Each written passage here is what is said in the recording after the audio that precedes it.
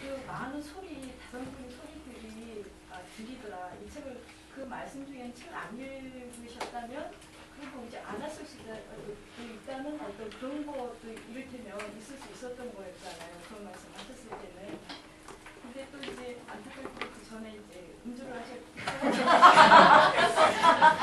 양말이 없구나. 그래서 몽룡상에서 그 리듬은 왔는데 분석이 안 되더라.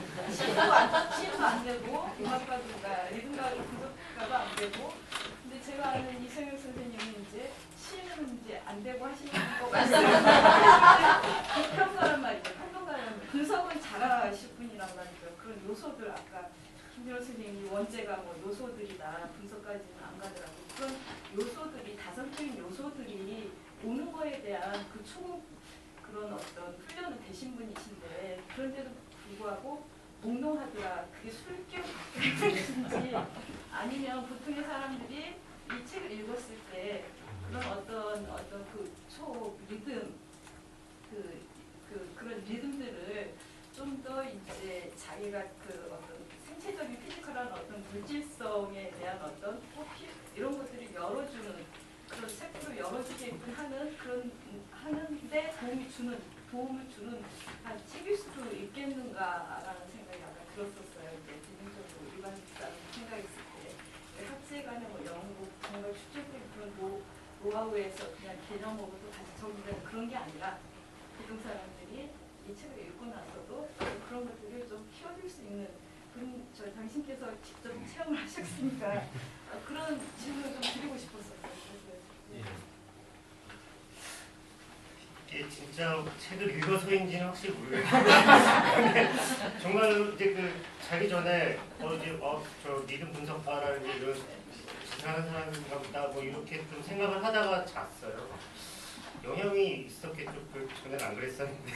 근데 물론 뭐 전에도 그런 적이 있습니다만 그날따라 또 근데 그 제가 봤을 때는 이게 아까 말씀하신 질문을 던지는 책이라고 하고 이게 어떤 이해를 준다기보다는 좀 뭔가 이렇게 하고 싶다라는 생각을 불러일으킨다는 면에서 나도 리듬 분석을 해보고 싶다 그런 면이 좀 매력적인 것 같고 되게 좀 불투명한 책인 것 같아요. 이해 면에서는 실제 사례도 별로 많지 않고 근데 그 도시 분석하는 부분이 있는데 저기 홈피드 뭐 이렇게 위에서 그 부분은 되게 재밌어요. 아까 되게 재밌다고 했는데 3장인가?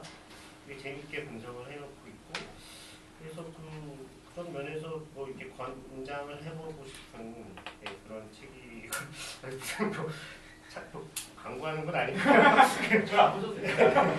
이게 진짜로 그 권장을 해보고 싶은 책이었고 막 그 여러 가지로 이제 공부하는 측면에서도 막 떠오르게 하더라고요. 이렇게 저 같은 경우는 이제 시를 뭐 이제 보니까 저는 뭐 이런 생각을 하거든요. 이렇게 시인 되기를 좀 해야 된다 사람들이. 그러니까 혹시 뭐 시를 안 쓰더라도 시인처럼 세계를 바라볼 수 있는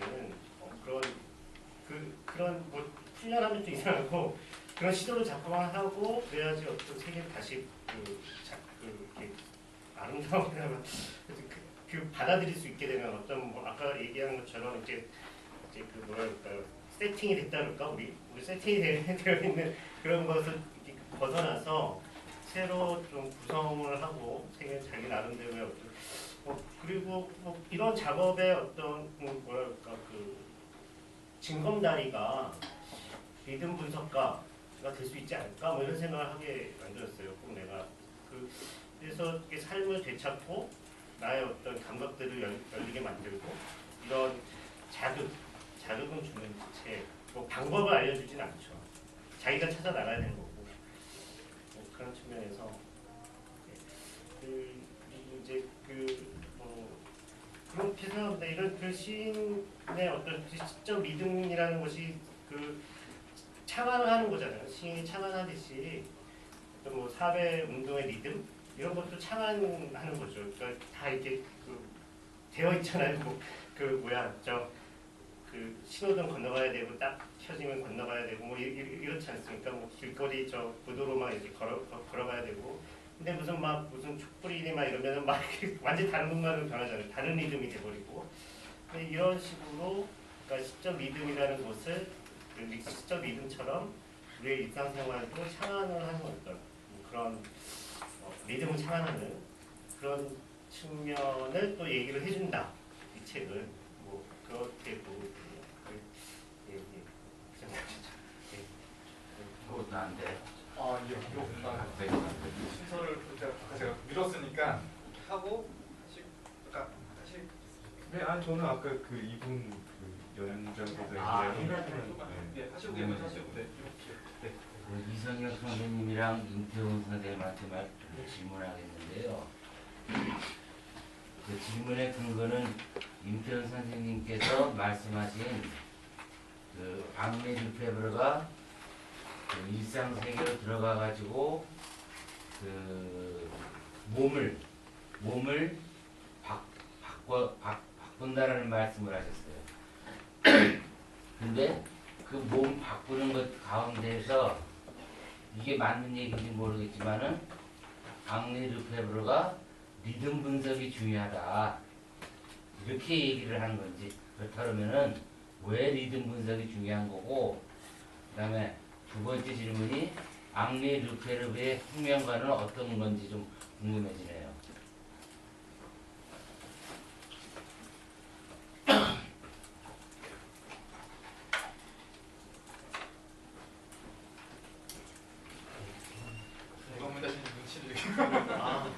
이제 아까 그 리듬 분석이 왜 중요한가 이거는 그 말을 했던 것 같고 저는 계속 반복해 주시면 안 돼요? 여기 그러니까 여기 쓴 거에 따르면 이제 이제 그 리듬의 어떤 그 살아있는 것들, 물론 이제 그 덧씌워진 것들이 있죠. 덧씌워진 어떤 리듬들이 있고 이것이 삶을 굉장히 경직하게 기계화하게 만드는데, 이런 것도 분석을 통해서 이런 그 덧씌워진 것들을 무력화하면서 우리가 더 어떤 그 활력의 리듬 이런 것들을 살아내게 다시 붙게 만드는 어떤 분석, 그걸 리듬 분석이라고 저는 보고 있거든요. 이 사람이 원하는 것을 목표로 하는 것은 그렇게 활력 있게 만드는데 리듬이 왜 중요한 건가요? 그걸 파악하는 게.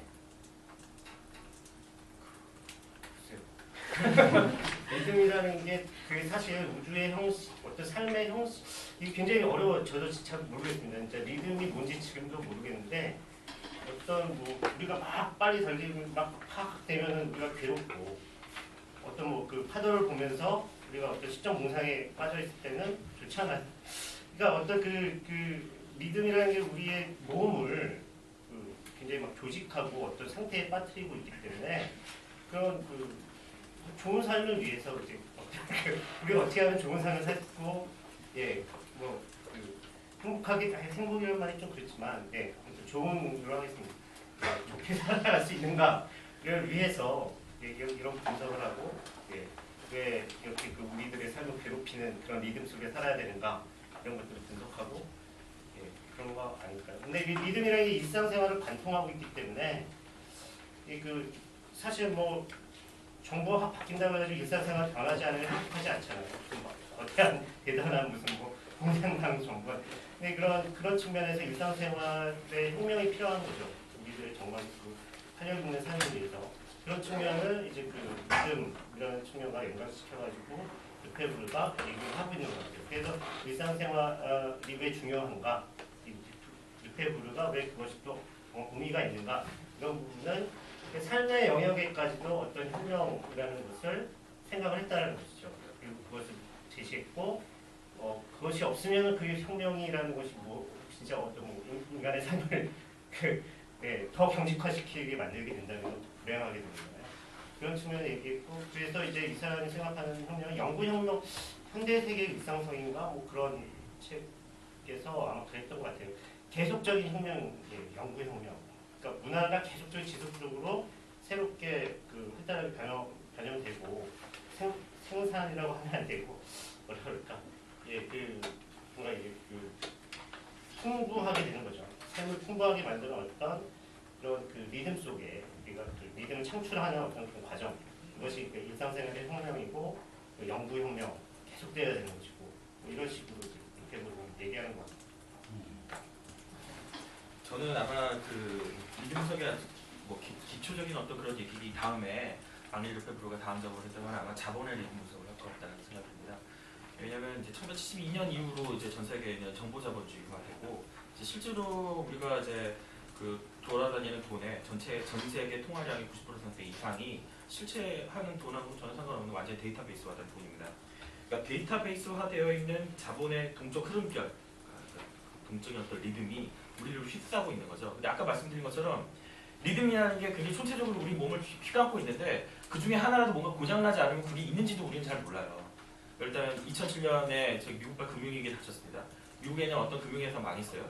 근데 그게 태평양권에 우리 어떤 집에 어떤 한국에 있는 어떤 중소기업의 딸내미가 다음 학기에 대학교를 등록할지 안 할지에 영향을 미친다는 거죠. 자, 이거는 바로 데이터베이스된 돈의 동적 흐름결이 그 리듬이 아주 미시적인 세계에 있던 어느 여대생의 다음 학기 등록과 관련이 있다는 건데 파국이 닥치기 전에는 그런 종류의 리듬이 자기 몸에 적용하고 있는지도 잘 모른다는 겁니다.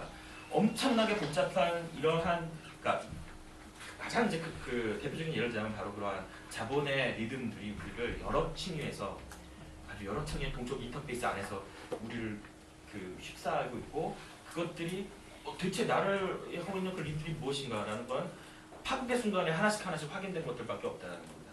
자, 그런 의미에서 우리 몸이 바뀌려고 한다는 것, 그거는 이미 내 몸 안에서 우리가 병리적으로 아 이게 내 삶을 망치는구나, 이걸 내 가족을 망치는구나, 내 삶을 망치는구나 하는 것들은 이미 지금 나왔습니다. 2007년에 금융위기가 이제 어떻게 보면 데이터베이스화된 정보자본주의의 파국으로서 우리가 바로 그 자본이라고 하는 리듬의 하나의 붕괴를 본 거죠. 자, 그런 의미에서 이게 몸이 바뀌려면 리듬 분석이 중요하다는 건 그런 맥락에서 조금 더 이렇게 실감 있게 얘기하실 수 있는 것 같습니다.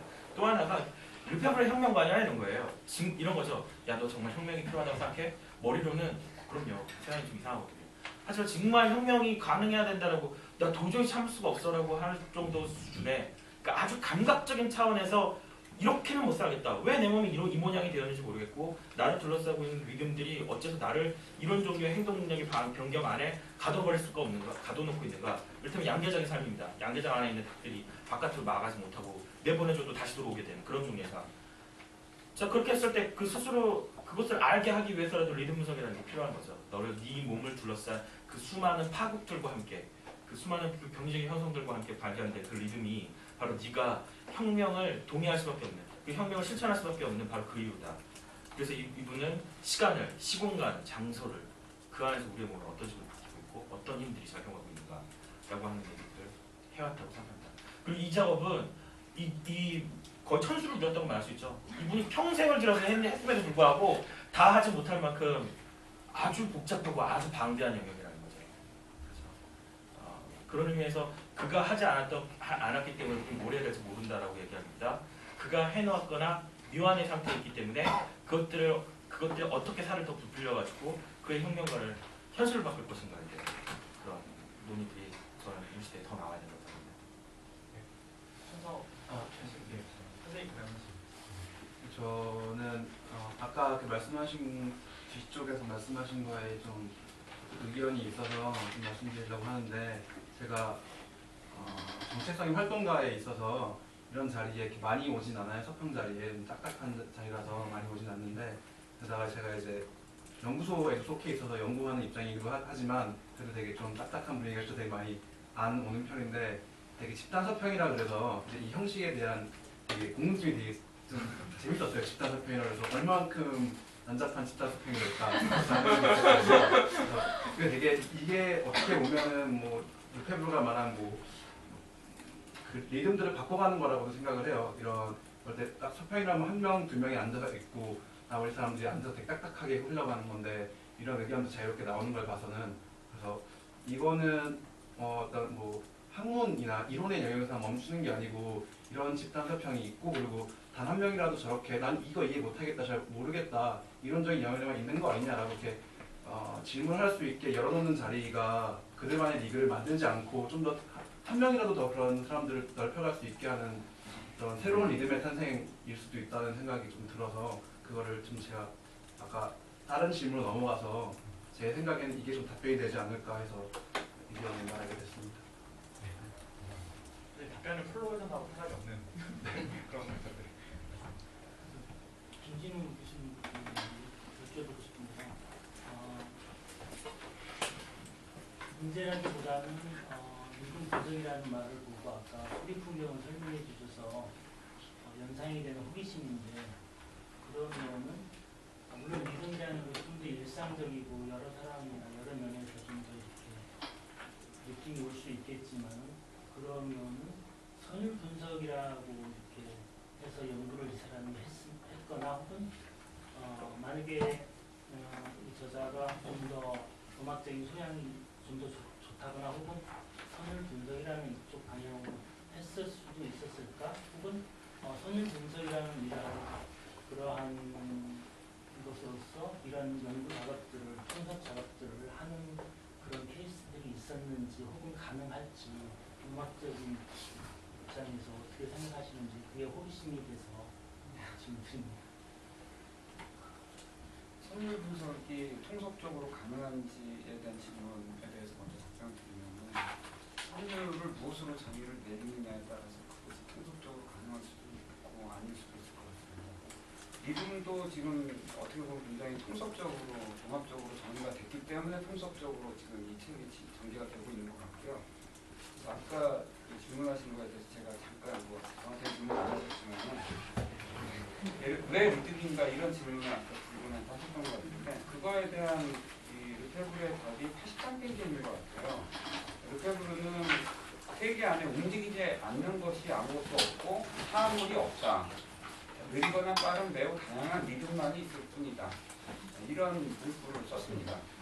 그래서 리듬을 연구해야 된다. 이런 주장인 것 같아요. 제가 봤을 때는. 그러면은 방금 말씀하셨듯이 선율 분석은 왜 가능하지 않느냐. 저는 제 생각은 거예요. 세상 안에, 세계 안에 선율이 없는 것은 아무것도 없다. 사물들이란 없다.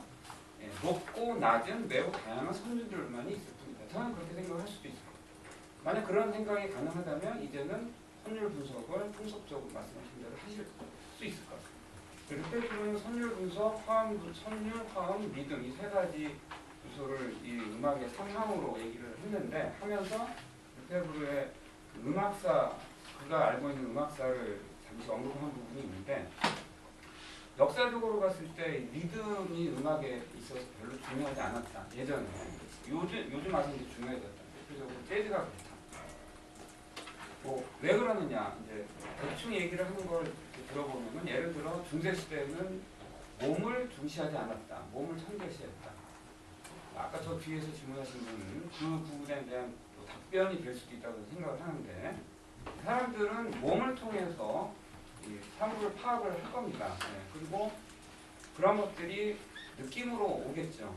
그리고 또 그 조금 더 고도화되면 감정이 될 것이고, 조금 더 고도화되면 그게 지각, 인식, 개념작용이 될 것 같아요. 그래서 94페이지 보면은 이 르페브르가 뭐라고 그랬냐면은, 리듬 분석가는 우선 자신을 교육해야 한다. 공부를 많이 해야 하고 세계의 시간 환경을 지각하는 방식과 관점을 바꿔야 한다. 그 결과 그의 감정들은 개념과 조화를 이루는 방식으로 반영될 것이다. 이런 얘기를 했습니다. 르페브르는 정통 학자인 것 같아요. 제가 봤을 때. 그리고 교수님이십니다. 고리타분한. 즉 많은 사람들이 현실에 있어서 감정, 느낌이 더 중요하다. 교수님들은 뭔 소리냐. 개념이 중요하다. 맨날 이러잖아요. 그렇죠? 그 두 가지를 다 그 두 가지 중에 어느 한 가지도 중요성을 부인을 안 하시고 두 가지 다 필요하다 이렇게 얘기를 하셨습니다. 이것이 이 프랑스라는 전인교육의 그 결과로 얻어진 르페브르라는 사람이 우리들에게 줄 수 있는 말인 것 같아요. 맞는 말이죠. 감정도 필요하고요, 느낌도 필요하고, 직감도 필요하고, 또 개념도 필요한 거죠. 그래서 우리가 리듬 분석을 통해서 여러 가지 것들을 이 리듬 분석이라는 이 개념 도구, 이 책에서 제시하고 있는 여러 가지 개념 도구들을 모르는 상황에서, 혹은 여기서 제시하고 있는 문제의식을 모르고 있는 상황이라면, 아까 선생님께서 말씀하셨듯이 밤에 잠을 깨셨을 때 인식을 못했겠죠. 근데 이 책을 읽으셨으니까 이제 그게 오는 거죠. 그러니까 세상은 아는 만큼 보이는 거고 아는 만큼 들리는 거라고 저는 생각을 하거든요. 이 책에서 여러분들에게 제시한 개념들을 여러분들이 공부를 하시면은 이제 세상이 더 달리 보이고 달리 들리게 될 수 있지 않을까. 세상이 좀 더 이전에 비해서 더 달리 보이고 달리 들리면 예를 들어서 그것의 응용도가 더 높아질 수도 있고 이 책을 갖고서 혁명을 하시고자 하시는 분들은 더욱더 이 책이 유용할 수 있겠죠. 저는 그렇게 생각합니다. 여기 드시는 분들 있습니다. 말씀하실 것 하고 시간이 예, 1분 정도만 더. 지금 그 말씀을 하시면서 저도 생각이 좀 비슷한데요. 그러니까 어쨌든 우리를 둘러싼 어떤 리듬이라고 하는 것이 이미 상당히 어떤 근대 이후에 특히 자본주의에 완전히 아까 이제 휘가 맞아 있다라는 말씀을 하셨고요. 그래서 이제 실천하는 사람의 입장에서는 예를 들면 뭐 제가 구체적으로 예를 들면 마을에서 그런 리듬을 바꾸기 위해서 노력하는 사람이 있을 수가 있죠. 그러면 이게 리듬을 바꾸기 위해서 이제 노력을 할 때 이제 저는 이제 그래서 이 리듬을 바꾸고 싶어서 이거에 관심이 있었거든요. 리듬이라는 말의 매력이 너무 느껴져가지고 이제 좀 관심을 갖게 됐는데 그래서 이제 리듬을 바꿔야 되는데 그럼 이제 저는 그런 표현을 어쨌든 이제 사람들하고 같이 얘기할 때 다르게 사는 것이다라고 이제 얘기를 하면서 이제 하겠죠. 근데 이런 거는 이야기 차원으로 되지는 않고요. 사실은 그냥 내 나 자체가 다르게 사는 거. 여기서 이제 얘기하는 것 중에 그냥 예를 들면 내가 그런 어떤 시간성, 그러니까 시간을 전유하는 어떤 온전히 내 시간을 사는 거, 어떤 사건을 일으키는 것 속에서만 그것이 이제 가능할 거다라는 생각을 해봤어요. 근데 이제 계속 고민인 거는 그러니까 예를 들면 이런 이야기 통해서는 저는 그래서 리듬을 분석하고 싶어요. 저는 이제 리듬을 분석하고 그래서 하고 싶은데 그렇게 이런 분석의 방법으로 그럼 대중과 함께 할 수 있을까라고 하는 부분에서 여전히 약간 물음표가 나고 왜냐면 그게 답답하거든요. 저도 이렇게 예를 들면 이제 마을에 있는 같이 이렇게 다르게 살면서 막 이렇게 뭔가 이렇게 새롭게 뭔가를 막 할 꿈틀거리는 이런 사람들이 저거 조금 더 하면 얼마나 좋을까라는 생각이 있는데 사람들은 거기까지는 안 가요. 거기까지 안 가기 때문에 답답함이 있는데 그래서 이게 이제 리듬이라고 하는 게 상당히 중요하고 다른 리듬을 갖는 건 되게 중요한데 그것이 분석이라고 하는 방법을 통해서만 가능할 수 있는가라고 하는 점에 사실 약간의 물음표가 있고 또 다른 방법 뭐 기본적인 방법 중에 하나로 이제 여기서도 이야기됐던 앞부분에 제가 조금 봤는데 나아까 어쨌든 본인 자체 그러니까 그 문제의식을 갖고 있는 사람 존재 자체가 예를 들면 사건이 되면 그것이 다른 어떤 리듬을 어떤 흐름 속에서 만들기 때문에 이제 가능할 것 같은데 그 방법 말고는 또 없는가라든가 뭐 그런 것들에 대한 고민이 좀 됐어요. 오늘 소통회 들으면서 혹시 그런 좀 이렇게 아이디어가 있으시면 간략하게 요점을 말씀해 주세요. 왜요? 너무 어려워요? 다 들으실 것 같은데.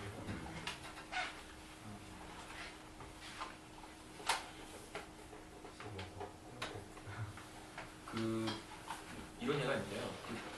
근데 한 6군데인가 7군데인가 슬로시티가 지정이 되어 있습니다. 이게 이탈리아의 치타슬로 협회가 있어서 거기서 이제 동의를 받아가지고 하는데 이제 각 지자체별로 특성화 사업 같은 걸 해야 되기 때문에 경관이 좋은 곳은 목숨을 걸고 지자체가 달려들어가지고 이 슬로시티 인증을 받아요. 거기 가면 이제 슬로푸드도 먹고 걸어다니고 뭐 길에서 증도 이런 데 가면요 담배도 못 피게 하고 건물 2층 이상 못 짓고 뭐 그래거든요. 자동차도 못 들어가고 자동차 조금 다니는데 제한이 됩니다. 근데 이제 재밌는 게 이제 거기 가면 이거 정말 진짜 리듬을 바꾸는 어떤 실천적인 뭔가를 하고 있구나. 근데 막상 거기 가서 이제 돈을 쓸 때요 결제를 해야 되는데 현금 없어도 되거든요. 신용카드로 결제를 합니다. 신용카드 결제가 그럼 느리냐? 아니요, 똑같이. 제가 생각한 게, 이곳의 느림은 과연 진정한 의미에서 느립니까? 전 세계 휘감고인이 데이터베이스에 정보의 이 자본의 흐름 안에서 과연 이곳은 느린 곳인가? 아니, 전혀 아니거든요. 그런 점에서는 사실은 우리가 완전한 수준에서 인간 해방을 얘기할 수 있을 정도의 어떤 실천적인 리듬 운동이 있을까? 저는 약간 비관적이긴 합니다. 그럼에도 불구하고 우리가 아직 안 해봤던 어떤 그런 행동들, 그 패턴들로부터 이탈할 수 있는 어떤 그런 기획들이 많이 나오는 것 같습니다. 슬로스티 운동도 물론 관이 끼고 굉장히 이게 이상한 형태로 좀 진행되긴 하지만 저는 그 안에서 또 이렇게 긍정할 수 있는 것들 분명히 있다고 생각합니다. 그리고 또 하나가 이제 리듬 분석이라는 책이 이제 92년에 일단 사후인 책이 나오는데요. 그러니까 그런 말은 하잖아요. 분석하고 자기 자신에 대해서 리듬을 알아야 된다고 했을 때 과연 르페브르가 누구에게 하는 말일까? 이게 독자 일반일까? 그건 아닌 것 같아요. 물론 이게 읽히는 어떤 그런 단계에서는 많은 사람들에게 아 그래 내 리듬에 대해서 내가 진단해보고 분석해봐야지 이렇게 볼 수 있겠지만 르페브르가 이 얘기에 좀 뜨끔하고 듣기를 바라는 사람들은 아마 당대의 마수주의자들이 아니었을까 하는 생각입니다. 특히 이제 베를린 혁명이 무너지는 상황을 보고 그리고 더 이상 정말 이제 더 이상 뭐지 마수주의는 벌의 죽은 개 취급을 받는 아무도 이제 그거에 대해서 얘기를 하는 게 한물간 시대라고 이렇게 느끼는 그런 상황 속에서 아 그렇다면 진짜 우리가 무엇을 더 해야 되는 건가 어떤 방식이 필요한가라고 이럴 때 이제 리듬 분석이다. 저들의 움직임과 저들의 그 감각적인 것들 그리고 너가 저들과 다르거나 아니면 다르지 않다고 느끼는 그런 리듬을 분석하라라고 하는 거겠죠. 그래서 그것은 단지 어깨가 축 처져 있거나 아니면 뭘 해야 될지 모르는 돌파구를 찾을 수 없었던 막수주의자들을 향한 어떤 그런 전원이 아니었을까라고 저는 생각합니다.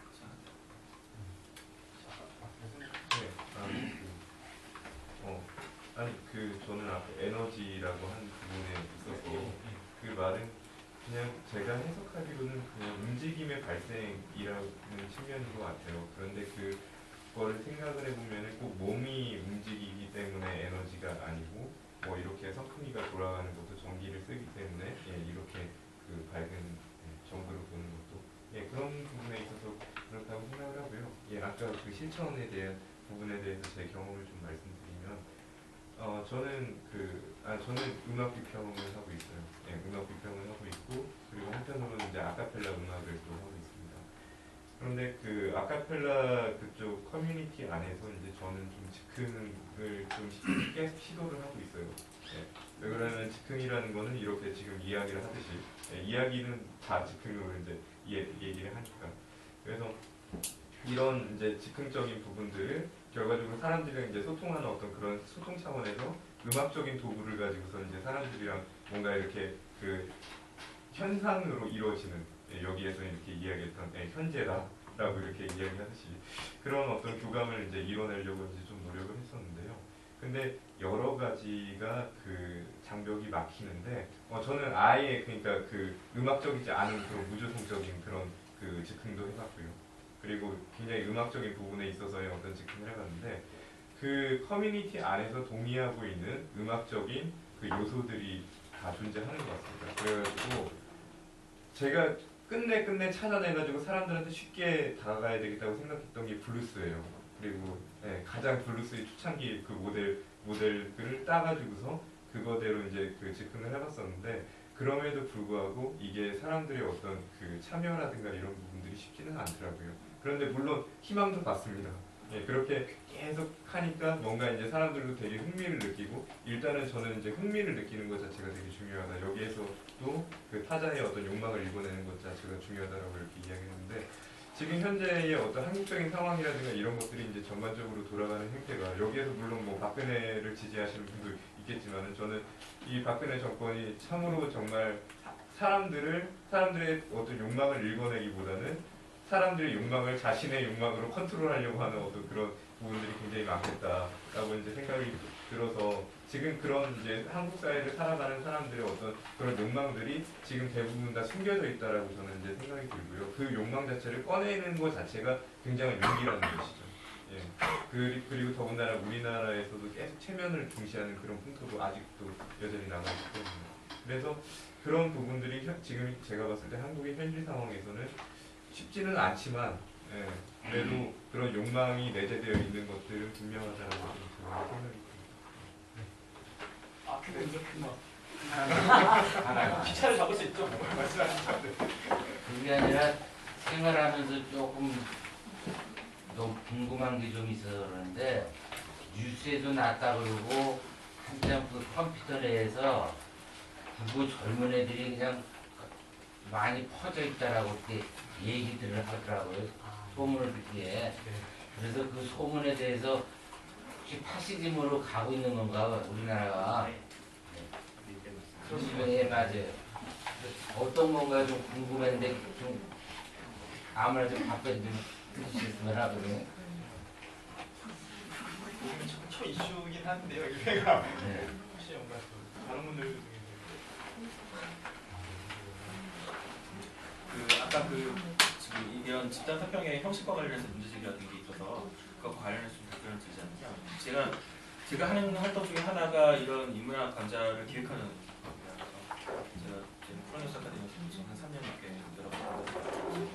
근데 그때마다 이런 종류의 질문 정말 많이 받습니다. 그러니까 왜 지금 당장 내가 알아먹을 수 있게 강의가 안 진행되고 이렇게 기획이 되지 않았냐.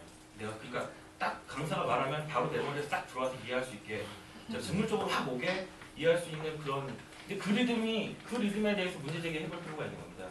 왜 우리는 마치 자판기에다가 돈을 딱 집어넣고 뭐가 팍 튀어나오는 것처럼 그런 식의 이해를 하는 것을 항상 필요로 합니다. 여러분 르페브르가 이 리듬 분석에 대해서 이거를 작업하기 위해서 든 시간이 반세기가 넘습니다. 반세기가 넘는 이거에 대해서 우리가 바로 직물적으로 이해할 수 있다는 건 굉장히 어려운 일이고요. 오히려 이런 순간들이 중요해요. 이해가 아니라 공명하는 겁니다. 그러니까 뭐냐면은 이것에 대해서 이해하는 게 아니라 그 감각적으로 이것에 대해서 흥미를 느끼거나 아니면은 그것이 어떤 뭐 리듬이라든가 여기 나오는 주요한 개념들에 대한 이해가 아니더라도 내 삶에 정해볼 수 있는 어떤 지점들과 함께 느껴보는 어떤 그런 순간들을 경험하는 장소로 이곳이 이제 쓰여야 된다고 생각해요. 그리고 많은 대학 바깥에 있는 제도권 바깥에 있는 이런 많은 공간들이 바로 그런 식의 직물적으로 내가 지금 지불한 것에 대해서 내가 바로 알 수 있게 지금 당장 내가 원하는 충분한 속도로 이해할 수 있게 해라고 하는 것이 그것만이 아니라 훨씬 더 오랜 세월에 걸쳐서 지식과 어떤 그런 감정과 생각들이 전달되고 그것이 다시 또 오랜 세월에 걸쳐서 공명을 일으키고 이해할 수 있는 그런 리듬들이 가능하다는 것을 실험해보고 실천하는 장소가 되는다. 그래서 저는 이런 형식이 외국 이론가들의 추종자들이 모여지고 하는 어떤 그 마스터레이션 이런 게 아니라고 말씀드리고 싶습니다. 일베 얘기도 이것과 연관을 줄 수 있겠죠. 일베에서의 글쓰기라는 건 정말 말 그대로 직물적인 배설에 좋습니다. 그리고 한국 정도의 이 다문화된 사회에서 그런 종류의 쓰레기장은 필연적으로 생길 수밖에 없다고 생각합니다. 그렇죠? 문제는 우리가 관심을 갖고 뭔가 새로운 종류의 뭐가 있다라고 말할 수 있는 장소로 불러볼 게 일베 아니면 뭐 그 반대 안에 뭐 한 서너 개 이거밖에 없는 상황에 어떤 그런 글쓰기 혹은 인터넷 문화의 천박한 그런 다수성 같은 거죠. 그렇죠?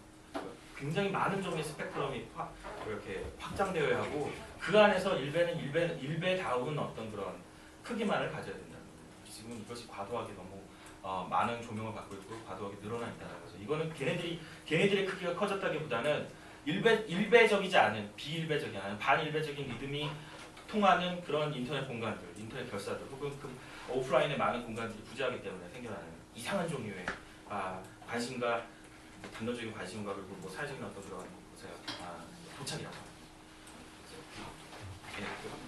네. 바로 이어서 혹시 얘기 더 하실 게 있으시면 마무리하도록 하겠습니다.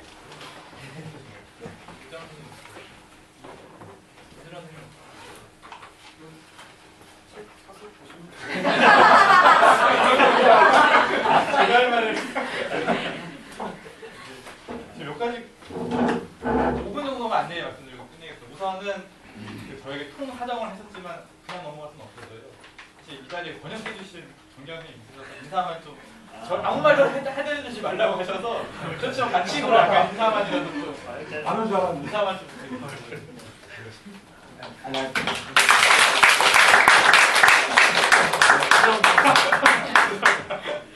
그리고 사실 뒤에는 저기 편집 부서분 김동현 오늘 촬영하시고 기획자 조정환 선생님께서도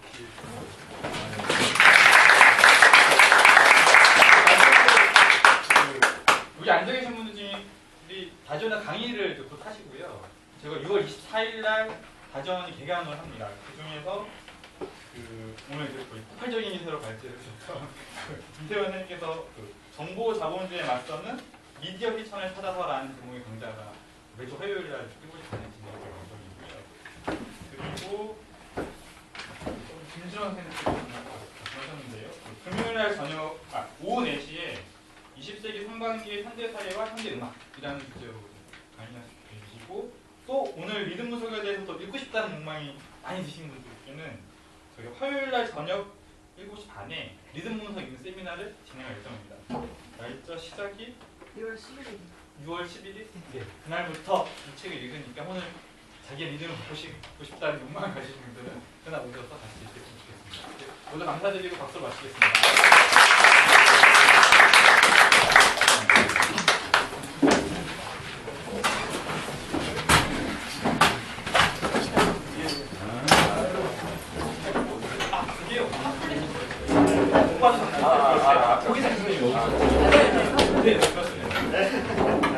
홈페이지에도 다 나와요.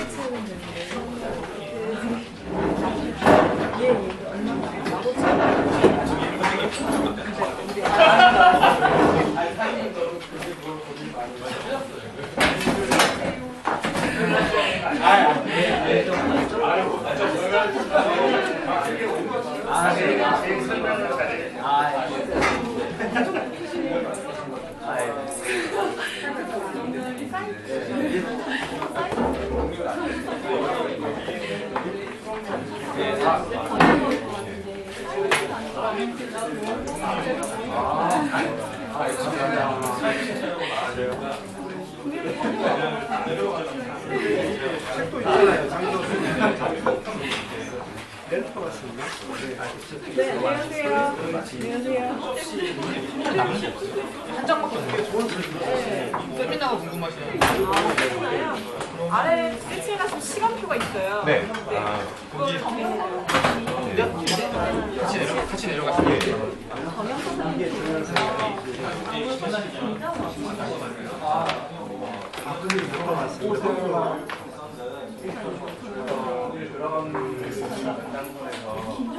서로 드셨던 것 같고 어떤 것 같아요. 책에 사놓은 것 같은데 책에 속속에 되는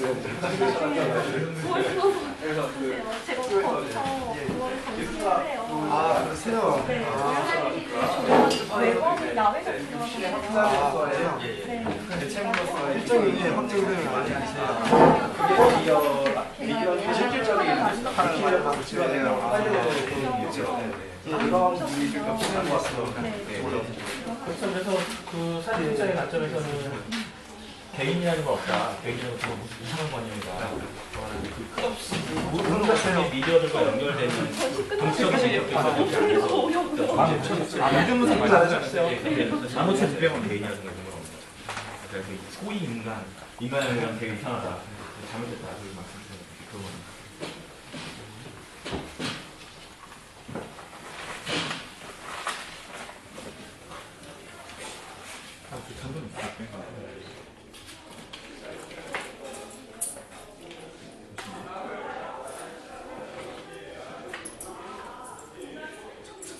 네, 감사합니다. 재선 고맙습니다.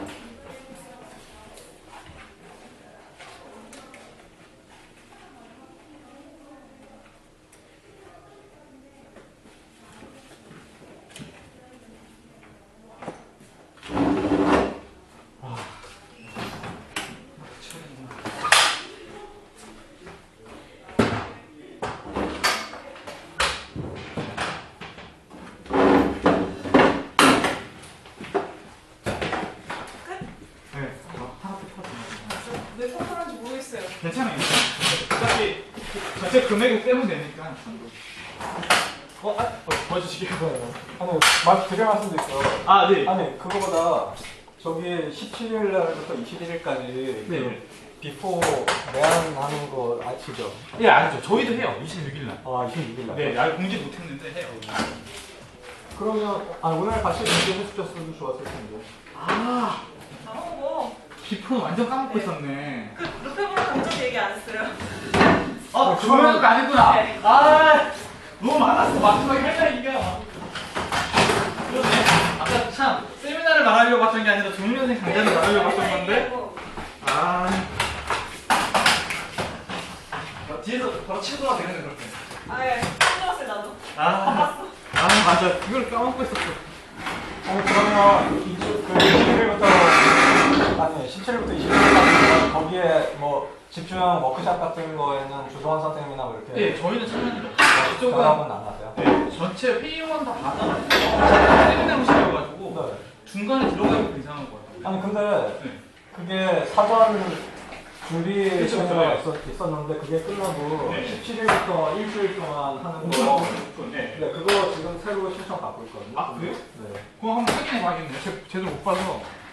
할 수 있으면 저희도 가서 뭐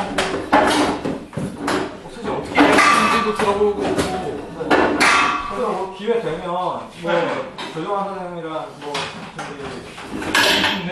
조정환 선생님 해서 되게 심도 있게 좀 그러게요. 네. 토론을 한번 일단 얘기해 볼게요. 다음 주 회의가 있으니까.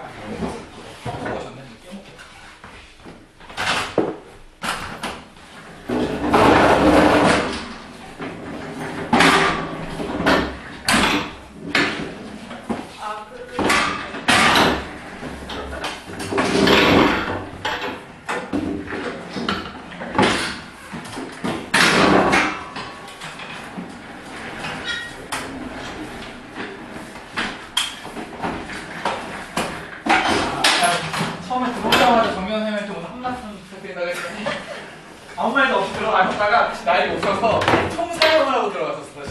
제발 좀 애들이랑 진짜. 아 잠깐만.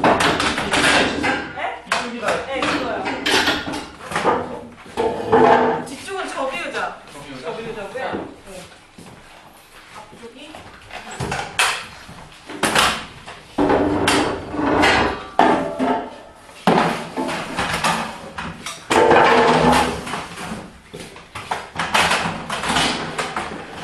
오늘 어떻게 질문을 하는 난 물어봤어요.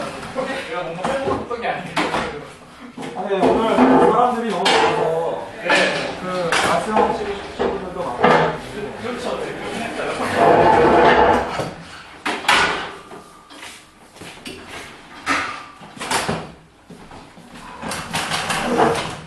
그리고 죄송한데 이게 그때 코멘트할 때 그 외국인 한국 가서 외국인 막스리 연기자인데 근데 거기에 잠깐 들렸었는데 네. 지금 거기 계신 분들이 지금 뭐야? 또 바꿨어요. 썰 조식이구나. 네, 줄 거예요. 네. 한 4-5개 정도 되더라고요. 근데 대부분 그 조교급이나 아니면 그러니까 주교수급이나 아니면은 박사 연구자나 강사급이시던데 그분들이 그러니까 저쪽 이부장님.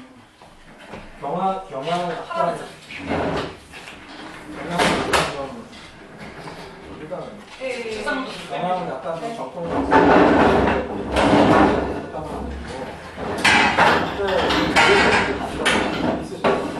있죠. 하나를 넣으시고 참고하시면 연구 주제라든지 방향을 아실 것 같은데 그분들이 뭐 인터내셔널 메디컬시라고 자기네들 부르면서 근데 사무실에 자기들이 여기 서울에 발표를 모른다고 외국어하고 되게 막 억울해하고 심심해하고 막 이러는데 그분들한테 기회 되면 무슨 그분들 근데 책도 내시고 있으시고 하니까 서평회라든지 아니면 여기 강의라든지 아니면 통역 같은 거 번역 같은 거 잘한다고 한국 말씀하시는데 번역을요? 네. 그러세요? 그러니까 제가 보기에는 한국어로 번역하는 거는 그 논문 초록줄 보니까 조금 문제가 영어로 번역하는 거 하시는 거 같아요. 네. 그거도 이쪽 아니에요? 파란 거? 그런가? 네. 맨 앞에 뭐예요? 맨 앞에 이거. 맨 앞에 아예 맨 앞에 그거. 저기. 네. 이거 아까 집에 가지고 내려왔죠? 그 4개. 네. 잘 고민 좀 해보셨으면 아, 좋겠는데, 네네. 그러니까 일단 그 저작들이나 논문들 출판하고 그다음에 그거에 대해서 서평이나 강의 같은 거 하실 수 있을 것 같고 그다음에 번역이라든지 아니면 그런 거 내도 그 기자분들하고 연결해서 그러면 그뭐 2인 통역 세대를 해가지고 그러니까 그 지금 김정은 선생님은 한국어로 통역을 지금 질문 나오는 걸 듣고 영어로 그렇게 해주셔도 될 것 같고 네. 일단 고민해보셔서 연락 좀 해보시면 예, 뭐 영어처럼 세려놓고 오시면 좋을 텐데요. 근데 그렇게 일단 연락해서 확인해 보셔야 될 것 같은데 예.